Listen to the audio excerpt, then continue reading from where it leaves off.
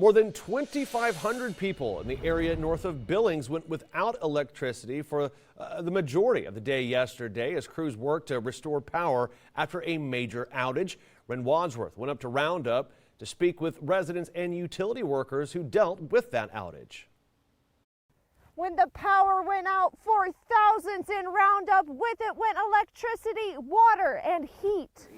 Well, the biggest thing is getting out of here, making sure my kids were warm. And then even across my property, my sister took her husband and kids, went to town, had to buy a propane heater to sit indoors, huddled in a bedroom. My grandma stayed in her truck pretty much all day yesterday under the warmth. So of course tank heaters were no longer working. Water couldn't run. It's basically everything fails. Kelly, who did not want to be on camera, his wife and his 3 young children awoke early Sunday morning to a freezing house. But they weren't the only ones. An estimated 2,600 people lost power in their homes and businesses in areas north of Billings, resulting in not only a loss of power, but heat as well in below freezing temperatures. Some residents also reported their pipes and water supplies froze. And others in the area, like Kelly's family, had to find alternative shelters from the cold.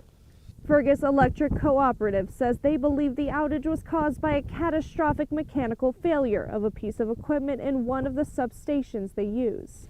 And for more than 14 hours, crews worked to turn the power back on. There's a lot of hurry up and wait, and there's a lot of standby, but then it seems like when stuff actually goes down, everybody comes together. And it's neat to see the communities around central Montana are very outgoing, very supportive of us linemen and each other. The communities come together on these storms around here. The outage lasted until around 7 p.m. according to the co-op, with everyone's power back online by 10 p.m. Sunday.